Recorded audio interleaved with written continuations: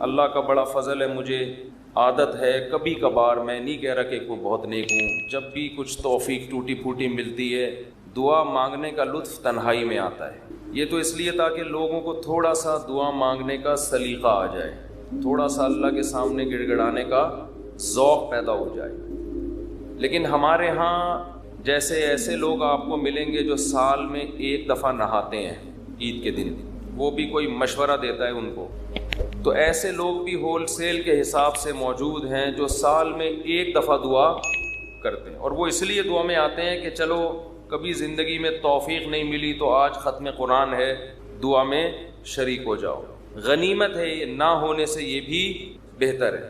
لیکن حقیقت یہ ہے کہ جس کو تنہائیوں میں اللہ کے سامنے مانگنے کی عادت کا چسکا لگ گیا اس کی زندگی بن جاتی ہے۔ ہر ایک کا اپنا طرزیہ ہوتا ہے نا، بزرگوں کے ارشادات بھی ہوتے ہیں، فلاں بزرگ نے یہ فرمایا، فلاں نے یہ فرمایا، فلاں نے یہ ہوتا ہے نا، ان کے اپنے ذوق ہوتے ہیں۔ میں بزرگ تو نہیں ہوں لیکن آج کل فرما بہت کچھ رہا ہوں، تو اگر آپ کہہ سکتے ہیں جی میں نے یہ فرمایا، فرمانے پر گورنمنٹ کی طرف سے کوئی پابندی نہیں ہے، اور تجربے انسان شیئر کر سکتا ہے، اس پہ بھی کوئی پابندی نہیں ہے۔ یہ میں اس لیے کہہ رہا ہوں کہ یہ نہ سمجھے کہ مفتی صاحب بہت بڑے آج کل بزرگ بنے ہوئے ہیں اور آج کل فرمانا بھی شروع کر دیا انہوں نے، فرمودات ہوتے ہیں نا بزرگوں کے۔ ایک بات خوب اچھی طرح سمجھ لیں کہ دعا سے زیادہ مشکل عبادت میرے علم میں کوئی نہیں ہے۔ دنیا کا سب سے مشکل کام کیا ہے؟ دعا مانگ، اور دعا سے بڑی عبادت بھی کوئی، بولو نا بھائی، مشکل بھی اور سب سے بڑی کا مطلب کیا ہے؟ اللہ کا قرب، اللہ سے تعلق، اللہ سے محبت، اللہ اور بندے کا لنک جتنا دعا کے ذریعے بنتا ہے، میرا اپنا تجربہ یہ ہے کہ اتنا کسی اور عبادت سے نہیں، حتیٰ کہ روزے، زکوٰۃ، نماز سے بھی نہیں بنتا۔ میرا تجربہ ہے، غلط بھی ہو سکتا ہے۔ ابھی میں نے ارشاد فرمانا بولا تھا نا، ارشاد فرمایا، فرمایا پر تو آپ تھکے ہوئے بھی ہیں، تھوڑا سا چٹکلے بھی سنا دیتا ہوں۔ فرمایا پہ بہت دفعہ ایک لطیفہ سنا چکا ہوں، نئے لوگ آ جاتے ہیں۔ ہمارے ایک دوست تبلیغی جماعت میں گئے، کوئی دیہاتی بھی ان کے ساتھ تھے۔ جب انہوں نے بیان شروع کیا کسی گاؤں میں، تو بیان میں کہنے لگے، فرمایا جو آدمی نماز نہیں پڑھتا وہ ایسے ہے جیسے زنا کرنے والا، فرمایا جو آدمی نماز نہیں پڑھتا وہ ایسے جیسے قتل کرنے والا، فرمایا ایسے فرمایا کیا کہہ کے حدیثیں آ رہی ہیں۔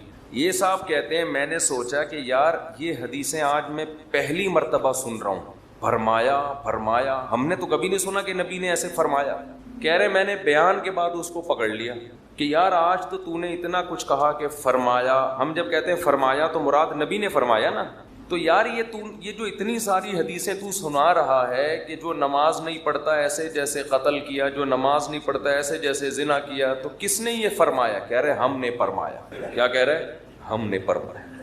ہم نے کہا بھائی یہ تیرے فرمودات کے لیے لوگ یہاں نہیں بیٹھ، کچھ بھی فرما دیتے۔ لیکن جیسے اس نے کچھ بھی فرما دیا، گورنمنٹ کی طرف سے فرمانے پر پابندی نہیں ہے، لیکن اس نے تو ویسے ہی فرما دیا نا، لیکن میں جو کچھ فرما رہا ہوں اس کے پیچھے ایک تجربہ ہے، ایک لاجک ہے، ایک دلیل ہے، ایسے ہی ہوائی بات نہیں ہے۔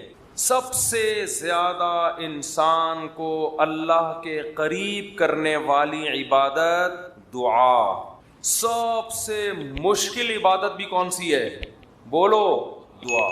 آپ کہیں گے یار یہ کہاں سے مشکل ہو، روزہ کتنا مشکل ہے، صبح سحری میں اٹھو، سارا دن جو ہے وہ نہ کھاؤ نہ پیو۔ بہت سے لوگ کہتے ہیں روزے میں اللہ صرف ایک گھونٹ چائے کی اجازت دے دیتا نا۔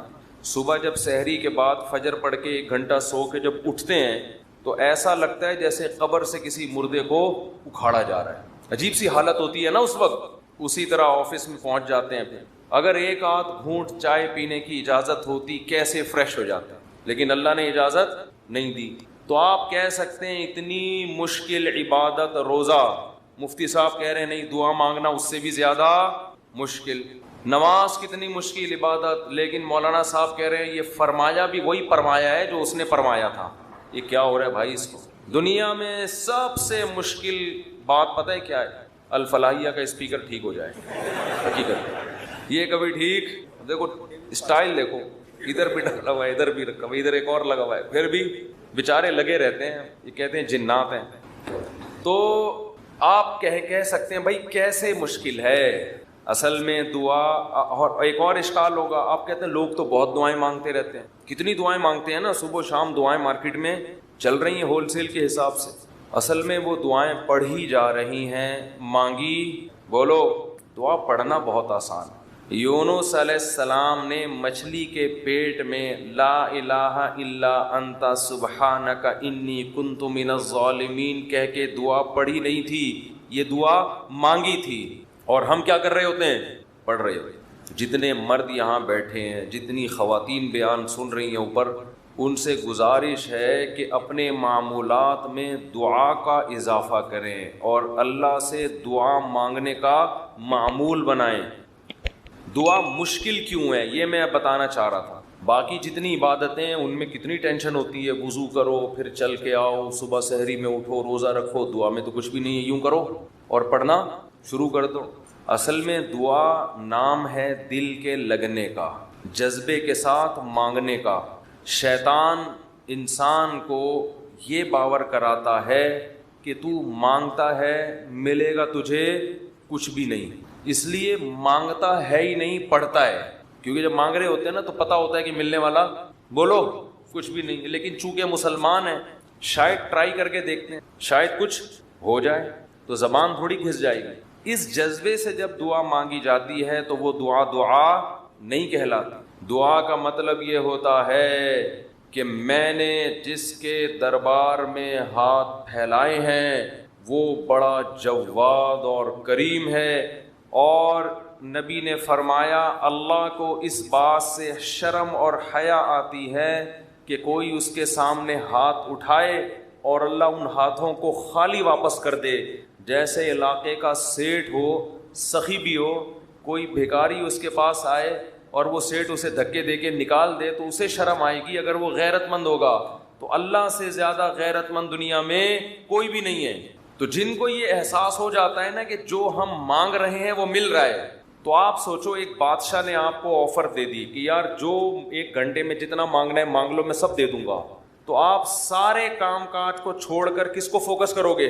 بولو۔ جب تک آپ تھک کے چور نہیں ہو جاؤ گے آپ رٹا لگا کے رکھو گے، مانگتے ہی رہو گے، مانگتے ہی رہو گے، آپ کو پتہ ہے سب مل رہا ہے۔ دوبارہ مثال دیتا ہوں، وزیر اعظم آ گئے بھی آپ کے پاس، آپ کے گھر پہ عیادت کے لیے، کورونا میں کوئی کیس چل رہا تھا، ایک مثال دے رہا ہوں، ایسا ہوتا نہیں ہے لیکن فرض ونس اپون اے ٹائم، اور اس نے آپ بلکہ بلینک چیک دے دیا آپ کو، کسی IMF نے بلینک چیک دے دیا، جتنے پیسے بولو گے مل جائیں گے، ایسا ہوتا نہیں ہے، مثال دینے پر گورنمنٹ کی طرف سے کوئی پابندی نہیں، تو آپ اس چیک پہ کیا لکھو گے؟ بولو، 5 روپے، 10 روپے، 20 روپے، 30 روپے، وہ کہے کہ ایک ہی دفعہ بھرنے کی اجازت ہے، دوبارہ آپشن آپ پتہ کیا کرو گے، جو اس میں ہند سے جہاں لکھے جاتے ہیں نا 9 سے شروع کرو گے، وہ بھی چھوٹا سا 9 لکھو گے تاکہ جتنے 9 اس میں گھسیڑے جا سکتے ہیں میں گھسیڑ دوں، ایسا ہی ہوگا نا، چھوٹا سا 9 تاکہ بینک والا چشمہ لگا کے دیکھے، 9999999 یعنی 9 ارب 9 کھرب 99 ارب 99 کروڑ 99 لاکھ 99,999۔ کیا خیال ہے؟ نہیں آ رہی بات، میرا خیال ہے سمجھ۔ 9 کھرب سے بھی زیادہ اگر کوئی ہنسا ہوگا نا وہ بھی گھسڑ دو گے اس میں۔ 9 کھرب سے اوپر کیا ہوتا ہے؟ 99 کھرب، 9 کھرب نہیں، سوری غلطی ہوگی، یہ پورے 10 کھرب کا نقصان ہو رہا ہے بھائی۔ 99 کھرب 99 ارب 99 کروڑ 99 لاکھ 99,999 کا چیک بنا کے دو گے کہ نہیں دو گے؟ بشرطے کہ یقین ہو کہ یہ میں خواب نہیں دیکھ رہا ہوں، ورنہ بعض دفعہ آدمی کی آنکھ بھی کھل جاتی ہے ایسے موقع پہ۔ وہ ایک آدمی کی لاٹری نکلی نا اسی 99 کھرب روپے کی، یہ بہت 5 ارب کی لاٹری نکل آئی، تو جنہوں کی جو کمپنی تھی جو بھی لاٹری جنہوں نے دی، انہوں نے کہا کہ یار کسی ماہر نفسیات کو بھیجنا چاہیے جو اس کو بتائے کہ تمہاری 5 ارب روپے کی لاٹری نکلی، کیونکہ ایک دم سے بتا دیا تو خوشی سے مر بھی سکتا ہے یہ، تو آرام آرام سے جا کے کوئی نفسیاتی ڈاکٹر اس کی نفسیات کو سمجھتے ہوئے اس کو بتائے گا۔ نفسیاتی ڈاکٹر کو بھیج دیا، نفسیاتی ڈاکٹر نے جا کے نا اس کو پہلے سمجھایا کہ دیکھ فرض کر لے تیری 1 لاکھ کی لاٹری نکل آئے تو کیا ہوگا؟ اس نے کہا خوش ہوں گا میں۔ 1 لاکھ پہ اس نے کہا چلو نہیں مرے گا، ٹھیک ہے نا، اب لاکھ سے تھوڑا سا اوپر ہو۔ اچھا فرض کر 20 لاکھ کی لاٹری نکلے، اس نے کہا یہ کروں گا، دکانیں بناؤں گا، یہ کروں گا، ایک پلاٹ خرید لوں گا۔ اچھا ایسے 20 لاکھ سے اوپر آیا، 1 کروڑ تک پہنچا، 1.5 کروڑ تک، 2 کروڑ تک، 3 کروڑ تک۔ 3 کروڑ میں کیا کرے گا جی، اتنی دکانیں لے لوں گا، بحریہ ٹاؤن میں گھر لے لوں گا وغیرہ وغیرہ۔ ہوتے ہوتے 5 کروڑ، جو اصل تھی نا 5 کروڑ تک آ گیا۔ اچھا یہ بتا 5 کروڑ کی لاٹری نکلی تو کیا کرے گا؟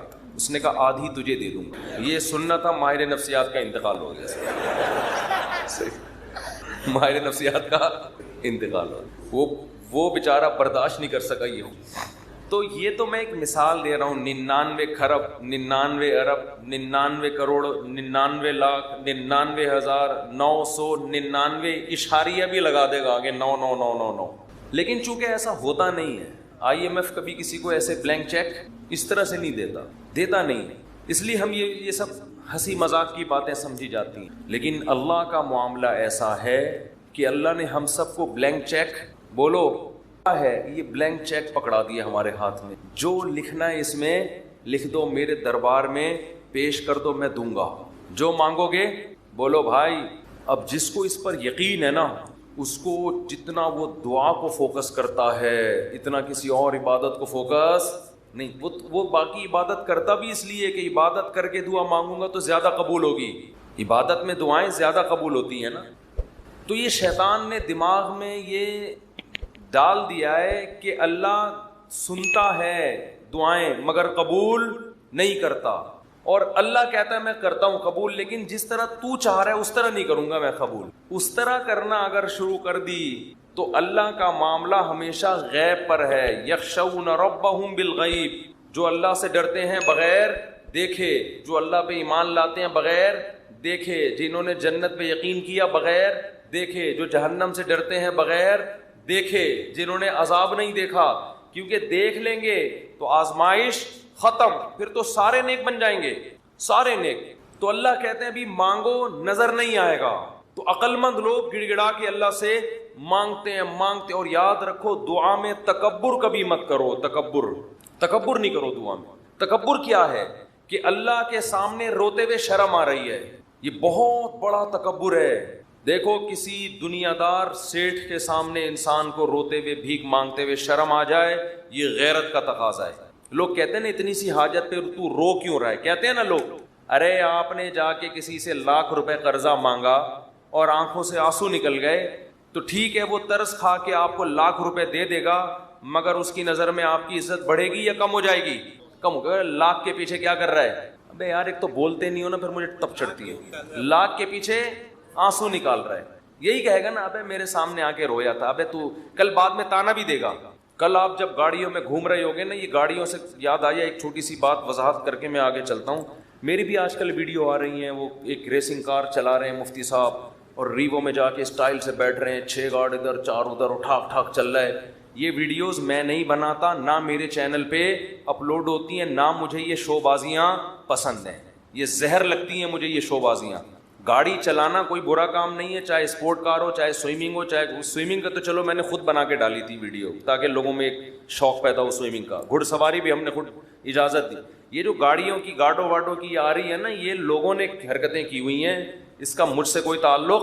ابھی ایک ویڈیو آئی ہے، میں جا رہا ہوں ایسے اسٹائل سے، ریوو میں جا رہے ہیں مفتی طارق مسعود، اور وہ پھر اس نے سلو موشن میں چلایا ہے، ایک دم میں اسپیڈ میں آ کے ایک دم سلو موشن، ایسے گاڑی میں آ کے بیٹھے، پھر پیچھے گارڈ آ کے۔ تو دیکھو علماء کی عزت ان کے علم سے، ان کی دینی خدمتوں سے ہوتی ہے۔ یہ کلاشن کوفوں سے، ریوو اور لینڈ کروزر، یہ چھچور پنے لوگوں کا، یہ چھچور پنا ان چیزوں سے عزت حاصل کرنا۔ سمجھتے ہو کہ نہیں سمجھتے؟ ایک دیہاتی ہمارے پاس آیا، مجھے بڑا اچھا لگا۔ بعض گاوار دیہات کے لوگ ہوتے ہیں سیدھے سادے، بڑی اچھی باتیں کرتے ہیں۔ وہ ایک عالم کے پاس گیا، ان کے گارڈ تھے، جیسے ہی گیا تو گارڈ کھڑک کھڑک ایک دم جو ہے نا، وہ عالم اپنی ریوو میں آ کے بیٹھے اور بڑا پروٹوکول کے ساتھ۔ وہ گارڈ بھی شو مارنے کے لیے نا، خام میں وہ کیا ہوتا ہے یار، وہ تو گن کو لوڈ کر رہے ہیں نا شو مارنے کے لیے۔ تو یہ بیچارہ سیدھا وزیرستان کا تھا، یہ پٹھان تھا، مجھے کہنے لگا یار مفتی صاحب یہ تو شو بازیاں ہمارے ہاں اس سے بھی زیادہ ہیں، یہ علماء کو ان چیزوں کی کیا ضرورت ہے؟ جو آ رہا ہے تو ٹھک ٹھک کر کے نا وہ شو بازی، وہ ان کی شاید شو بازی کی نیت نہ ہو، لیکن دیکھنے میں ایسے ہی لگ رہا تھا۔ کہہ رہے علماء کی جو ہم عزت کرتے ہیں، ان کے علم، ان کے تقویٰ، ان کا اللہ سے تعلق، ان کی دینی خدمتوں کی بیس پہ، کہہ رہے یہ ہمارے گاؤں میں یہاں سے زیادہ ہیں۔ کہہ رہے ہمارے یہاں پوری ریپیٹر ہوتی ہے، مشین گنیں ہوتی ہیں، اس نے کہا بھائی یہ علماء کیا ٹھک ٹھک ٹھک لگا کے رکھی ہوئی ہے, کہہ رہے ہم لوگ علماء کی عزت علم کی وجہ سے کرتے ہیں, ورنہ یہ تو ہمارے ہاں ان سے زیادہ ہیں. حقیقت صحیح بات کی اس نے. یہ جو پروٹوکول اور بڑی بڑی گاڑیاں اور یہ گارڈ اور یہ سب چیزیں تو زرداری صاحب کے ہم سے زیادہ ہے بھائی یہ پروٹوکول تو, اور یہ جو دنیا دار لوگ ہوتے ہیں ان کے پاس یہ چیزیں زیادہ ہوتی ہیں.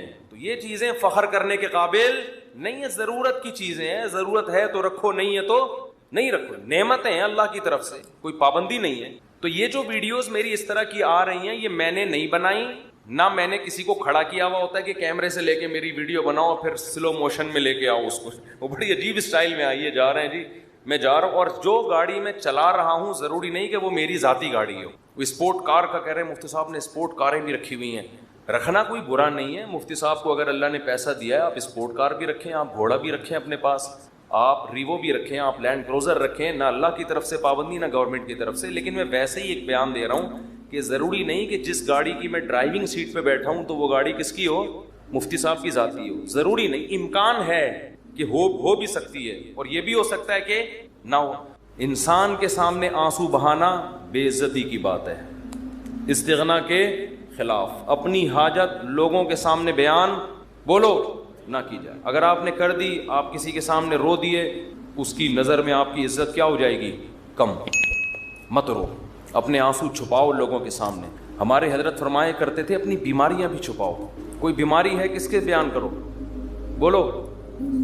لوگوں کا نہ گیت گاؤں میرے یہ مسئلہ, میرے یہ مسئلہ, میرے گردے میں مسئلہ, میرے پھیپڑے میں مسئلہ, میرے گلے. کسی کے سامنے بیٹھ جاؤ نا آج اپنے دکھ ایسے بیان کرے گا لپٹ کے رونے کا دل کرتا ہے اس سے, ایسے, حالانکہ فٹ فاٹ ہوگا. میرے ساتھ یہ مسئلہ, میرے ساتھ یہ مسئلہ, میرے ساتھ یہ مسئلہ. بھائی تیرے ساتھ کوئی اچھا کام بھی قدرت نے کیا ہے. حضرت حکیم الامہ مولانا اشرف علی تھانوی رحمہ اللہ تعالیٰ کو حضرت ڈاکٹر عبدالحی صاحب رحمہ اللہ نے خط لکھا, مسئلے لکھے نا, حضرت یہ مسئلہ, یہ مسئلہ, یہ ٹینشن, یہ پریشانی, یہ پریشانی, یہ پریشانی, یہ پریشانی, آپ دعا فرمائیں. تو انہوں نے لکھا افسوس ساری ناشکری کی باتیں لکھی ہیں, شکر کا ایک جملہ بھی بولو نہیں لکھا. پہلے شیخ اس طرح کے ہوتے تھے کہ آپ کے اندر جو فالٹ ہے نا اس کی اصلاح کرتے تھے. اب بھی ہوتے ہیں, بہت سے لوگ اچھے ہیں, لیکن بہت سے ڈرامے بازی بھی آ گئی ہے اس میں. آج ایک آدمی نے مجھے بتایا کہ اچھا بھلا ایک رشتہ ہو رہا تھا میرا, تو لڑکی کے ابا جو ہیں ان کے کوئی شیخ, ان کے کوئی بزرگ ہیں. ان لڑکی کے ابا نے بزرگ سے پوچھا کہ میری بیٹی کے لیے فلاں کا رشتہ آ جائے. بزرگ نے استخارہ نکال کے منع کر دیا. یہ بھی ایک مبالغہ ہے, غلو ہے. اپنے بچوں کی شادی میں اپنے شیخ سے پوچھنے کی آپ کو ضرورت. دیکھو شیخ پیر و مرشد کا مطلب کیا ہوتا ہے, وہ آپ کو اللہ اللہ سکھائے, آپ کو دین کی باتیں سکھائے, آپ اس سے شریعت سیکھو, اللہ سے تعلق سیکھو. شادی بھی اپنی مرضی سے کرو. آپ ہر چیز میں شیخ سے پوچھا جا رہا ہے. تو بھائی وہ آپ کے گھر کے حالات آپ سے زیادہ نہیں جانتا. باپ جتنا اچھا بیٹی کے لیے فیصلہ کر سکتا ہے, ماں جتنا اچھا فیصلہ کر سکتی ہے, پیر و مرشد نہیں کر سکتا. پتہ نہیں کیا بنا لیا لوگوں نے پیر و مرشد کو. اپنی شادی بھی پیر صاحب جہاں کہیں گے وہاں ہوں گی, بچے کی شادی بھی پیر صاحب. وہ بھائی پیر ہے یا تمہارا باپ ہے, یہ خدا ہے. یہ پیر صاحب اللہ اللہ سیکھنے کے لیے, ان کو بولیں بس اللہ اللہ سکھائیں, ٹھیک ہے نا. اس کے علاوہ مجھ سے لوگ آ کے, بہت سے عقیدت مند لوگ ہیں, مجھ سے آ کے پوچھ رہے ہوتے ہیں میری بچی کا یہ مسئلہ وہاں کر دوں. میں کہتا نہ میں آپ کی بچی کو جانتا ہوں, نہ میں اس کمبخت کو جانتا ہوں معذرت کے ساتھ جس سے آپ کی بچی کی شادی. میں کہاں مشورہ دوں گا, خود فیصلہ کرو بھائی. تو اتنا زیادہ اپنے گھروں میں یہ جو پیر و مرشد ٹائپ کی چیزیں ہیں, جو اور ایک نمبر پیر ہوگا نا وہ یہی مشورہ دے گا, کہے گا بھائی اللہ اللہ سیکھو, مجھے کیا پتا کہ آپ نے کہاں شادی کرنی ہے کہاں نہیں کرنی ہے. تو آپ کا گھریلو معاملہ ہے. طلاقیں دے رہے ہیں پیر سے پوچھ کے. طلاقیں کس سے پوچھ کے دے رہے ہیں, پیر و مرشد سے پوچھ کے. تو کہاں سے کہاں بات چلی جاتی ہے. تو میں یہ عرض کر رہا تھا, دیکھو مخلوق کے سامنے رونا, رو لیتا ہے انسان, کبھی پریشان ہوتا ہے تو رو لیتا ہے. ہر ایک میں توکل برداشت ایک جیسی نہیں ہوتی, لیکن اللہ کو مخلوق کے سامنے رونا پسند بولو نہیں. میری عادت ہے, میں اپنے بھی کچھ معمولات کبھی کبھار بتا دیتا ہوں. کبھی اللہ نہ کرے کوئی بیماری آئے, اللہ نہ کرے, تو میں کبھی دعا کی درخواست بھی مسجد میں اعلان نہیں کرواتا. جیسے 8-10 سال پہلے مجھے ملیریا ہو گیا تھا, کافی رمضان میں ہوا, کافی بیمار. اور ملیریا بھی اپنی حماقتوں سے ہوا, احتیاط نہیں کی, اور ہو گیا تو بھی ٹیسٹ نہیں کرایا. فنٹر گیری چل رہی تھی اس وقت, تھوڑی انسان ذرا اور ینگ ہوتا ہے تو فنٹر پنا اس میں زیادہ ہوتا ہے. ٹیسٹ کروا لیتا, ٹائم پہ علاج ہو جاتا تو مسئلہ نہیں بنتا. بخار ہوا, اتر رہا ہے, چڑھ رہا ہے بخار, فنڈر گیری میں ہی ہم زندگی گزار رہے ہیں, وہ بہت ہی خطرناک ہو گیا. یہاں مؤذن, میں مارکیٹ سے شارٹ ہو گیا, 10-12 سال پرانی بات ہے. مارکیٹ سے جب بھی کوئی چیز شارٹ ہوتی ہے جو ہر وقت اویلیبل ہو تو لوگوں کو ٹینشن ہوتی ہے.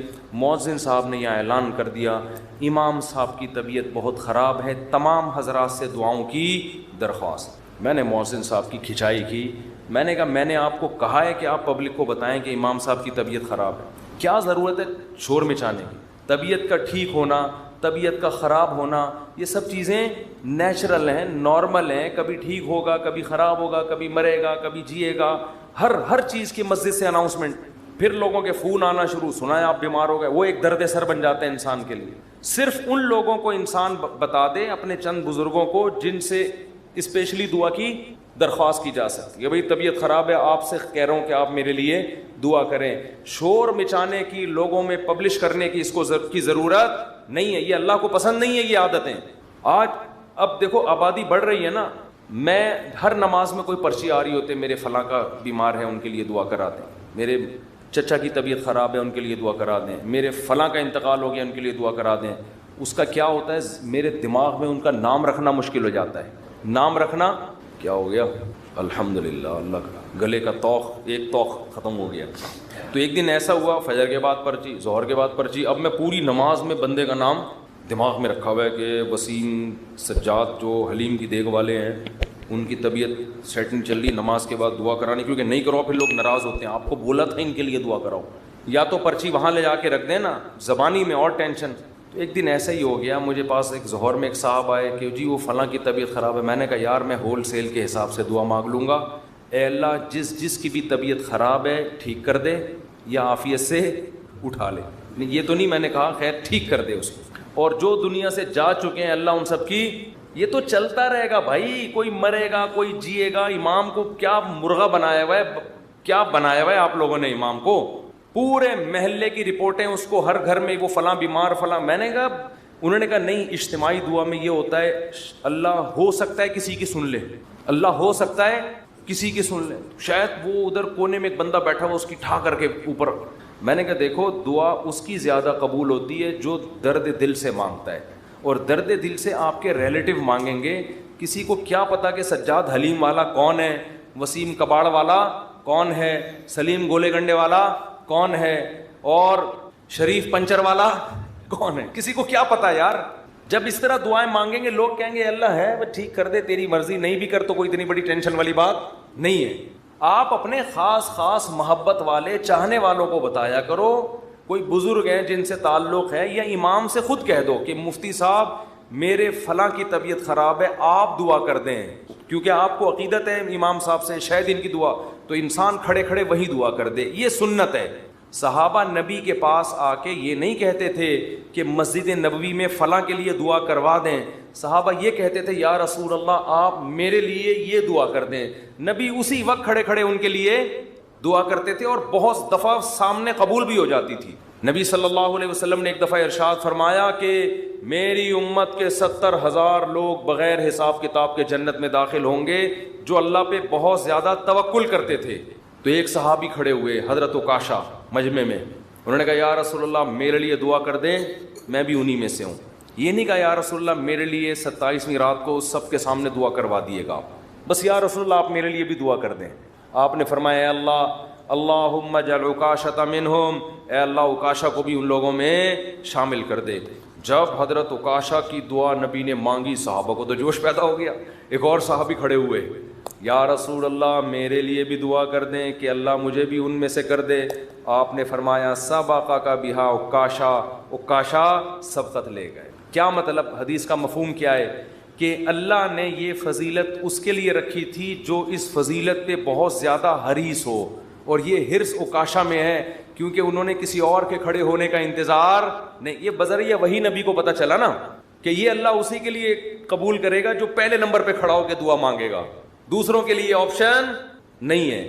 تو نبی سے تو ڈائریکٹ درخواستیں کی گئی ہیں. اس طرح علماء سے کہنا چاہیے کہ حضرت میرے فلاں کا مسئلہ ہے, یہ دعا کرا دیں, یہ کر دیں آپ دعا, تو یہ ٹھیک ہے.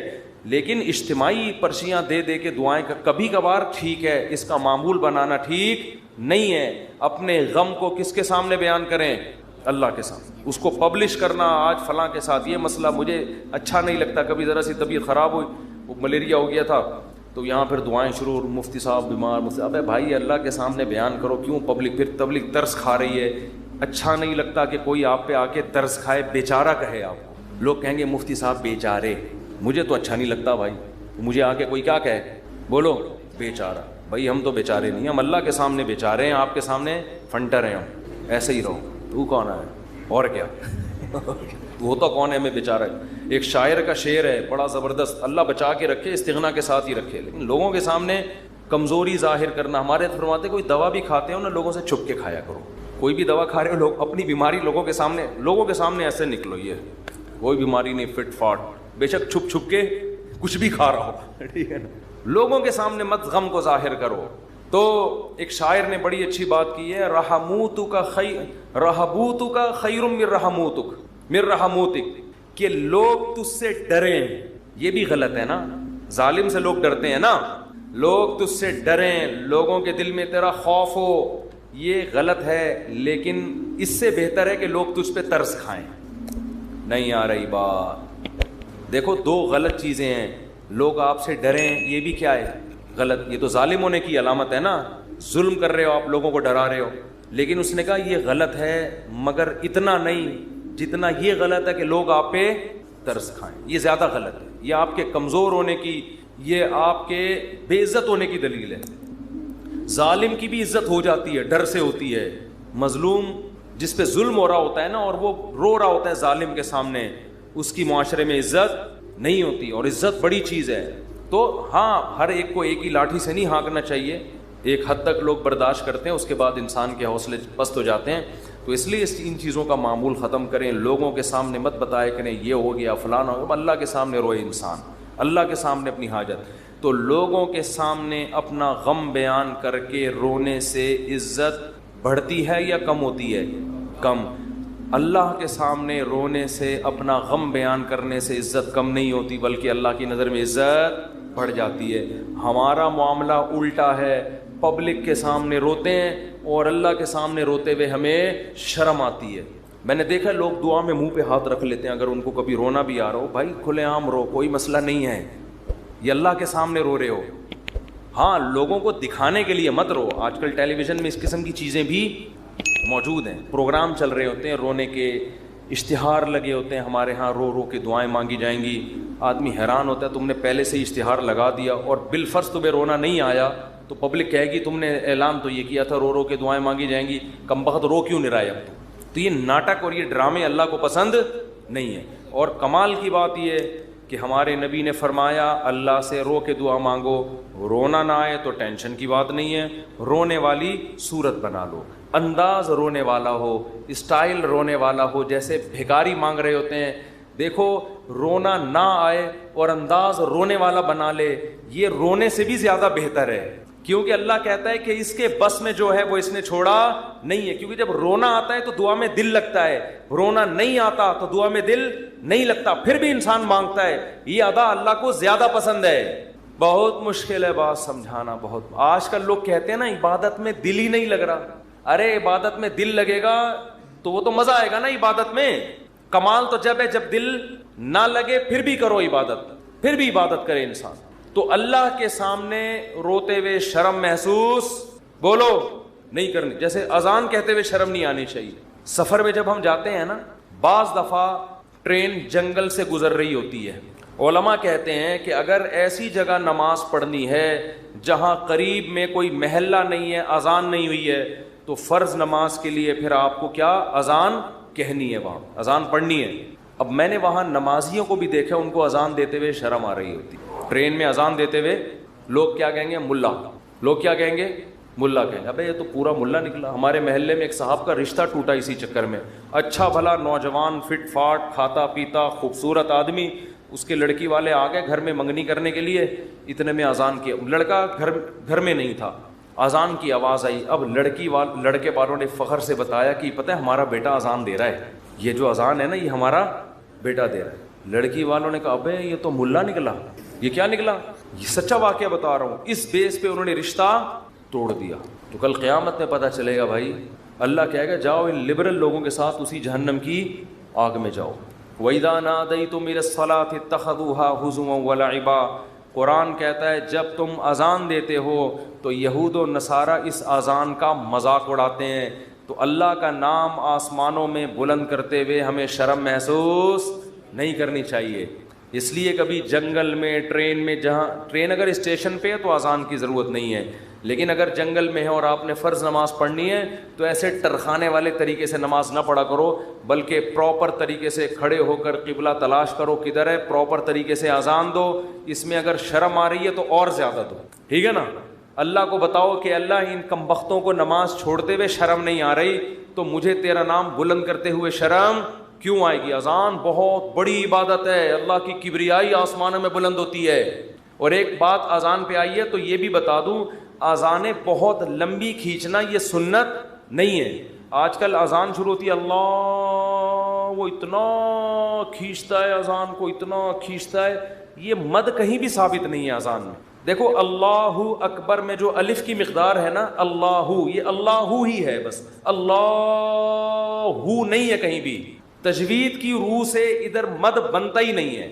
ہاں جب آپ کہتے ہیں حی علی الصلاح تو یہاں مد ہے، صلاح کو کھینچ سکتے ہیں، حی کو نہیں کھینچ سکتے. حی علی الصلاح، لوگ کیا کریں حی علی الصلاح، عجیب عجیب اذانیں ہو رہی ہیں. ایک دفعہ ہم کہیں گئے نماز پڑھنے کے لیے تو اذان جب شروع ہوئی نا تو وہ کہنے لگے ایسے اسٹائل میں اذان کے میں ابھی بتاؤں گا تو پھر وہ میم بن جائے گی اس پہ. تو بس وہ خود ہی سوچ لیں. ہم لڑکے بیٹھے تھے، ہم کو ہنسی آنے لگی. ہم نے کہا یہ کیا کر رہا ہے، پتہ نہیں اذان دے رہا ہے کیا کر رہا ہے. ایک امام نماز پڑھا رہے تھے، السلام، پوری نماز صحیح پڑھائی. جب وہ سلام پھرنے لگے تو السلام علیکم ورحمۃ اللہ. ہم نے کہا یار اچھا بھلا السلام علیکم ورحمۃ اللہ پڑھ رہے تھے، السلام علیکم ورحمۃ اللہ کر کے ادھر گھما. عجیب، نہ قرآن سیکھتے ہیں نہ اذان سیکھتے ہیں. جس کو کھڑا کر دو لے جا کے بس وہ شروع کر دیتا ہے. ایک امام کے پیچھے ہم نے نماز پڑھی دیہات میں، وہ پوری سورہ فاتحہ غلط پڑھ رہے تھے لیکن ان کو توئیں پڑھنا آتا تھا. بس انہوں نے نورانی قاعدے میں توئیں کا لفظ اچھی طرح سیکھ لیا تھا. توا ہوتا ہے، یہ تا نہیں ہوتا. باقی کچھ سیکھا نہیں انہوں نے. اب وہ نماز پڑھا الحمدللہ رب العالمین، حمدو کو پڑھ رہے ہیں حمدو، ہم نے برداشت کر لیا. اہدنا الصراط، سواد نہیں نکل رہے، لیکن جہاں تو آئے گی نا کہتے ہیں اہدنا الصراط المستقیم. ٹھیک، ہم کہہ رہے یار پورا غلط پڑھ رہے ہوتے ہیں لیکن جہاں توئیں آتی ہے ایک دم. تو یہ چیزیں سیکھنے کی ہیں بھائی. اتنا موٹا موٹا قرآن یا موٹی موٹی اذان ہر مسلمان کے لیے سیکھنا ضروری ہے. تو اذانوں کو بہت زیادہ کھینچا نہ کریں. ایک تو خلاف سنت بھی ہے، دوسرا لوگوں سے پھر ادب نہیں ہوگا اذان کا. اذان کے وقت خاموش رہنا چاہیے، اذان کو غور سے سننا چاہیے. جب آپ اتنی لمبی کھینچو گے اذان تو پھر کہاں اس کا ادب ہوگا؟ کافی ٹائم لگ جاتا ہے اس میں. مختصر اذان دے، مختصر، اللہ اکبر اللہ اکبر، پھر اللہ اکبر اللہ اکبر، بس اشہد ان لا الہ الا اللہ. لا پہ مد ہے، الہ پہ نہیں ہے. نہیں آ رہی بات. ہم ایسے ہی اذان دیا کرتے تھے. لوگ کہتے ہیں حرم میں اتنی لمبی اذانیں ہو رہی ہیں.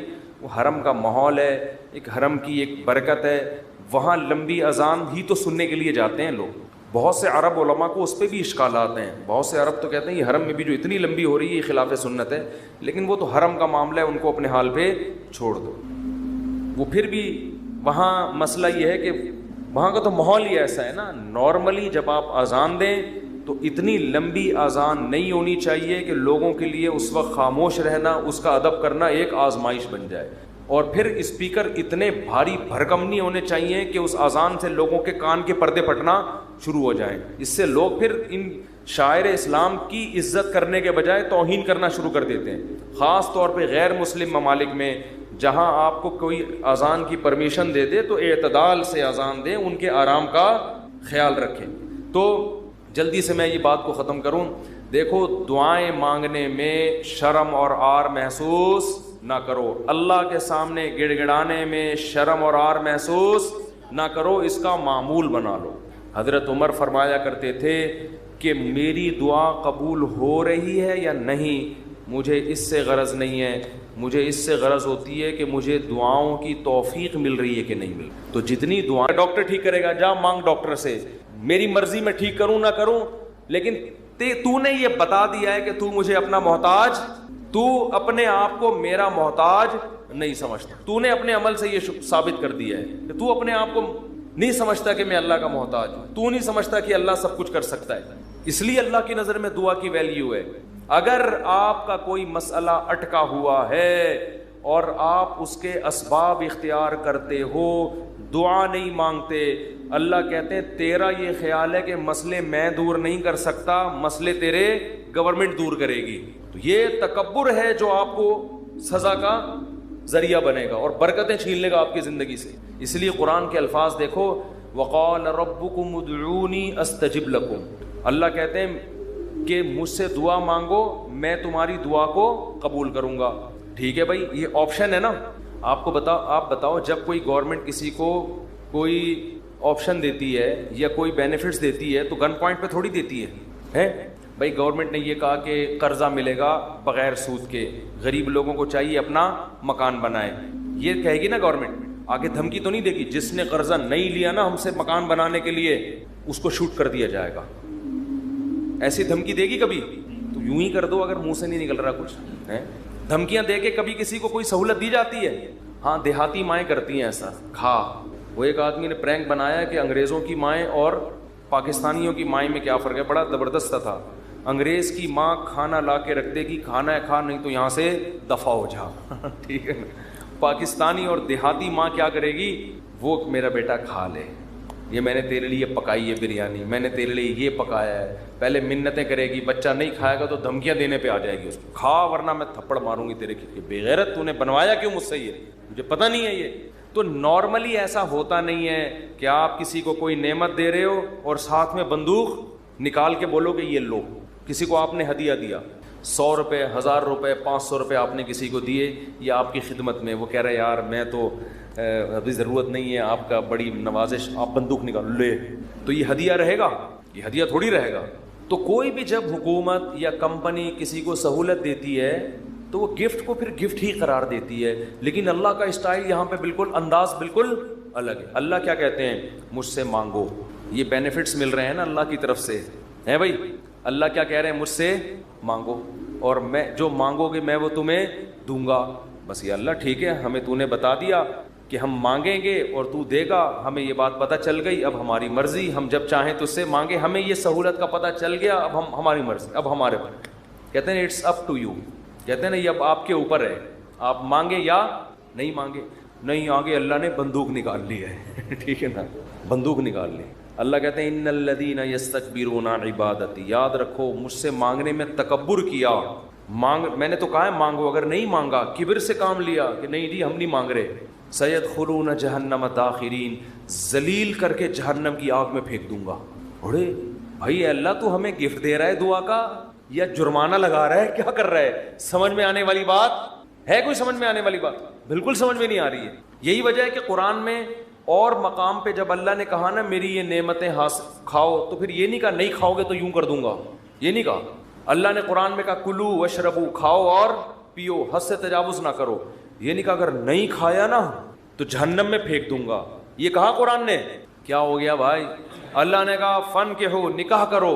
یہ نہیں کہا نہیں کیا نا جہنم میں پھینک دوں گا میں.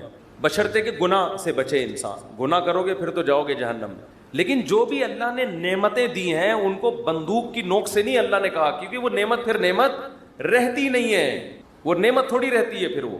لیکن یہاں اللہ کیا کہہ رہے ہیں؟ مجھ سے مانگو میں تمہیں دوں گا. ہم خوش ہو گئے، زبردست، اللہ کی طرف سے انعام مل گیا. ٹھیک ہے جب سہولت سے ٹائم ملے گا تو مانگ لیں گے، موڈ ہوگا. اور نہیں بھی مانگا تو اللہ نے بس ایک آپشن دیا ہے کہ مانگو گے تو ملے گا. لیکن اللہ نے کیا کیا؟ انداز دیکھو. کہا کہ اگر نہیں مانگا تو جہنم میں ذلیل کر کے داخل کر دوں گا. سوال پیدا ہوتا ہے اللہ یہ تو گفٹ دے رہا ہے یا ہمیں ڈرا رہا ہے، آزمائش میں ڈال رہا ہے؟ اللہ کہتے ہیں گفٹ بھی دے رہا ہوں لیکن یہ بہت بڑی آزمائش بھی ہے.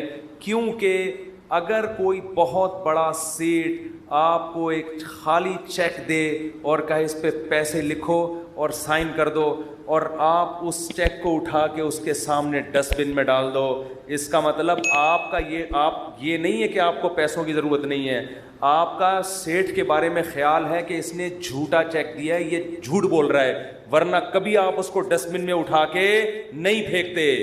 بہت مشکل ہے بات سمجھانا, بہت مشکل. آپ غریب ہیں, کھانے کو روٹی نہیں ہے, ایک سیٹھ نے آ کے آپ کو ایک سونے کی ڈلی پکڑا دی, کہا لے موج کریے, کروڑوں روپے کی ہے, آپ نے اٹھا کے اس کو آپ نے کہا آپ نے اچھی آفر کی مجھے, بہت اچھا تحفہ ہے, بہت خوشی ہوئی, اب آپ جا سکتے ہیں. بیگم سے کہا اس کو کچرے میں پھینک دو. سیٹھ کو پتہ چلے گا نا تو وہ کہے گا بیٹا تو اتنا بڑا سیٹھ تو ہے نہیں کہ تجھے اس کی ضرورت نہ ہو, یہ تو میں جانتا ہوں, کھانے کو تیرے پاس روٹی نہیں ہے, یہ جو تو نے اس کو ڈسٹ بن میں پھینکا ہے نا, یہ اس کی علامت ہے تو مجھے جھوٹا سمجھتا ہے کہ میں نے تجھے جو سونے کی ڈلی دی ہے وہ سونے کی نہیں ہے, اس پہ سونے کا پانی چڑھا ہوا ہے. تو یہ کس کے جھوٹ بولنے, یہ اصل میں تو میرے اوپر الزام لگا رہا ہے.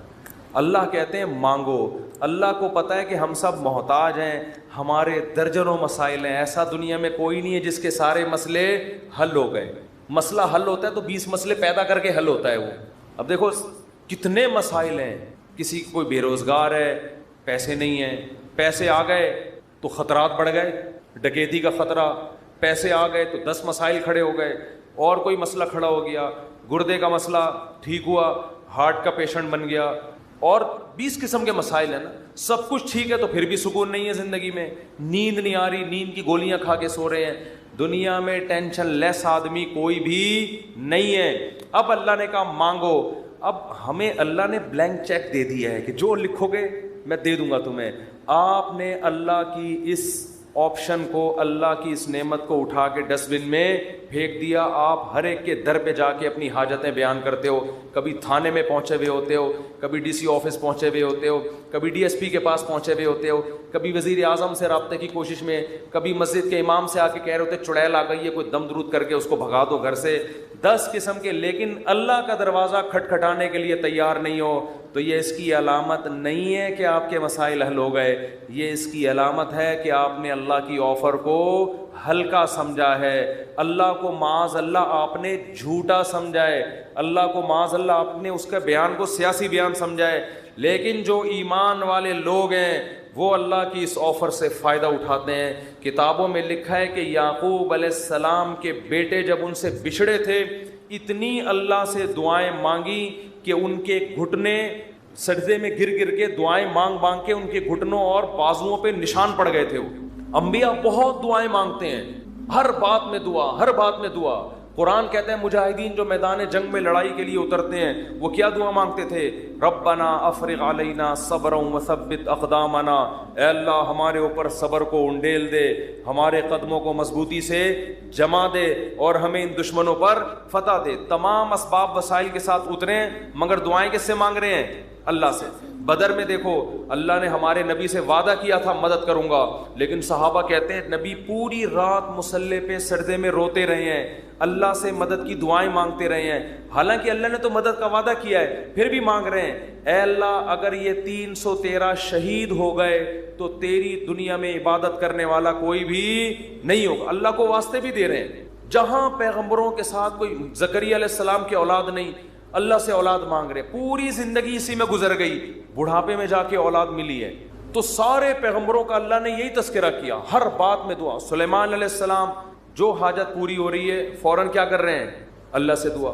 ایوب علیہ السلام پریشانیوں میں, زندگی ٹینشنوں میں, بیماریوں میں, قرآن کہتے ہیں اللہ سے ہاتھ اٹھا کے دعائیں مانگتے تھے. انی مسنی الضر, اے اللہ بہت پریشانی میں ہوں, انت ارحم الراحمین, تو سب سے زیادہ رحم کرنے والا. پیغمبروں کو اس سے غرض نہیں ہوتا, اس سے غرض نہیں ہوتی کہ دعا قبول ہو رہی ہے یا نہیں ہو رہی, وہ کہتے ہیں ہم مانگتے رہیں بس, ہمارا کام کیا ہے. اور یاد رکھو جب قبول نہ ہو رہی ہو نا پھر مانگنے کا مزہ ہے. مزہ کب ہے؟ آپ کے کیسی الٹی الٹی باتیں کرنے کے لیے مصطفیٰ نے بلایا ہوا ہے. قبول نہ ہو رہی ہو نا تو پھر ہے مانگنا, تبھی تو یہ اس کی علامت ہے کہ آپ کا اللہ پہ ایمان ہے اور وہی قبول ہوتی ہے. بعض دفعہ آپ اللہ سے جو چیز مانگتے ہیں اللہ وہ نہیں دیتا, اس کا آلٹرنیٹ دے دیتا ہے. ایک صاحب کا فون آیا, مجھے کسی سے عشق ہوا ہے اور میں دعائیں مانگ مانگ کے تھک گیا, پھر بھی نہیں ہو رہی شادی. آج کل تو لڑکوں کے یہی مسائل ہیں, مانگ مانگ کے دعائیں تھک گیا. تو آپ کہتے ہیں دعائیں قبول ہوتی ہیں, میں تو پھر اس پہ اور تڑکا لگا دیتا ہوں. میں کہتا ہوں بہت سے لوگ کہتے ہیں ہم جس کو مانگ رہے ہیں وہ ملی نہیں. چلو نہیں ملی, مقدر میں ہوگا, دعا قبول نہیں ہوئی. مفتی صاحب کہہ رہے ہیں دعائیں کیا ہوتی ہیں؟ قبول. لیکن اس کی کہیں اور شادی کی خبر ہمیں مل رہی ہے, تو اللہ اگر دعا قبول نہیں کرتا تو کم از کم ایسا تو نہ کرے نا کہ اس کی کہیں شادی ہو رہی ہے اور ہمیں اطلاع مل رہی ہے. خوشی خوشی لوگ بتا رہے ہیں تمہیں پتہ ہے اس کی شادی ہو گئی. چلو یہاں تک بھی بات سمجھ میں آتی ہے. اس کے بچہ ہوا, ہمیں اطلاع دی جا رہی ہے آگے, ارے تمہیں خوشخبری سنا ہے وسیم بھائی, کوئی وسیم بیٹھے ہو تو معذرت, تمہیں پتہ ہے وہ جو تمہاری کلاس فیلو تھی اس کی ایک جگہ شادی ہو گئی تھی, اس کے ماشاءاللہ آج بیٹا پیدا ہوا ہے. اور انسان تبتا ہے یار ہم نے تو لیلۃ القدر میں دعائیں مانگی تھی ہمیں مل جائے, اور ادھر بھی چلے بھی وہاں گئی اور اس کے بچہ بھی پیدا ہو گیا. اور تباہی اس وقت آتی ہے جب وہ بچہ سمجھدار ہو کے آپ کو ماموں کہنا شروع کر دے. حقیقت بات جب آپ ان کے گھر جائیں ملنے کے لیے اور وہ آپ کی پرانی گرل فرینڈ بچے کو تعارف کروا رہی ہے, تمہارے ماموں لگتے ہیں یہ رشتے میں, حقیقی تو نہیں ہے لیکن رشتے میں کیا لگتے ہیں؟ ماموں. تو آپ کہو گے یار یہ دعائیں قبول ہو رہی ہیں, یہ کیا ہو رہا ہے؟ تو اس طرح بھی ہوتی ہیں. تو ایسے لوگوں کو میں کہتا ہوں کہ جو یہ مایوس ہوتے ہیں نا, یہ قبول تو نہیں ہو رہی. او بھائی تو دنیا میں ایک ہی عورت پیدا ہوئی ہے کیا؟ اللہ کے علم میں یہ بات تھی کہ وہ تیرے لیے نقصان دہ تھی, ہر چیز تمہارے لیے نہیں ہے. قرآن کیا کہتے ہیں؟ آسان تکرہوا شیئا, بہت سی چیزوں کو تم پسند نہیں کرتے لیکن اللہ نے اس میں خیر رکھی ہوتی ہے. بہت سی چیزوں کو تم پسند کرتے ہو, اللہ نے اس میں تمہارے لیے خیر نہیں رکھی ہوتی. واللہ یعلم, اللہ کہتے ہیں مجھے پتہ ہے. وانتم لا تعلمون, تم جاہل ہو, تم نہیں جانتے. اللہ سے آگے نکلنے کی کوشش مت کرو. سورہ کہف میں واقعہ نہیں ہے کیا کہ حضرت خضر علیہ السلام نے ایک نوجوان بچے کو قتل کر دیا تھا. موسیٰ علیہ السلام نے پوچھا کیوں مارا, ان میں ماں باپ کا کیا قصور تھا؟ فرمایا یہ بچہ بڑا ہو کر ماں باپ کا باغی بنتا, اس لیے اللہ نے اٹھا لیا اس کو. اور نیک والدین تھے, اللہ ان کو دوسری اولاد دے گا. اب وہ والدین تو رو رہے ہوں گے ہائے ہمارا بچہ اللہ نے چھین لیا ہم سے. بھئی اللہ کے علم میں یہ بات ہے کہ اس کے کا نعم البدل اللہ تمہیں عطا کرے گا, اور وہ ایسا ہوگا جو تمہاری خدمت کرے گا. ہمیں نہیں پتا, کچھوں کے اولاد نہیں ہوتی, وہ پریشان ہے ہو کیوں نہیں رہی, اسی میں خیر ہے. کیا بھروسہ کوئی اولاد ہو اور وہ آپ ہی کا سر بجانا شروع کر دے. وہ آپ جو جیسا چل رہا ہے اللہ سے اچھی امید رکھو, اے اللہ میرے ساتھ یہی ٹھیک. سر پہ بال اگائیں ٹھیک ہیں, نہیں یوں بولا کرو مجھ پہ ٹنڈ سوٹ کرتی ہے اس لیے اللہ مجھے بال نہیں دے رہا. بہت سے لوگوں کے مسئلہ ہے بال ہی نہیں اگ رہے, مالشیں کر کر کے, زیتون کی مالشیں, یہ آملہ کھا لیا انہوں نے, لگانے کے بجائے نا کھانا شروع کر دیا انہوں نے, نہیں اگ رہے ہیں. ایسے لوگ ایسے گنجے دنیا میں موجود ہیں. مجھ سے آگے پوچھ رہے ہوتے ہیں آپ نے کیا کیا ہے جو آپ کے بال اگائے؟ تو بھائی ہر ایک کے نہیں اگیں گے, یہ آزمائش ہے اللہ کی طرف سے. تو اسی میں صبر کرو یار, مر کے کیا ہو جائیں گے, ختم. اسی میں اس پہ روٹیاں پکاؤ. جب ایک بڑا سر ہو نا اور بڑی خوبصورت سی ٹنڈ ہو تو میرا تو دل کرتا ہے اس کو دھوپ میں گرم کر کے اس پہ چپاتیاں, مزہ آتا ہے. سر بھی بڑا ہو اور تمیز سے بنا ہو تو ایک دم ایک ایسا فیل سا ہوتا ہے. خیر یہ تو مزہ, اس پہ ایڈریس لکھ لو, کبھی گم نہیں ہو گیا آپ.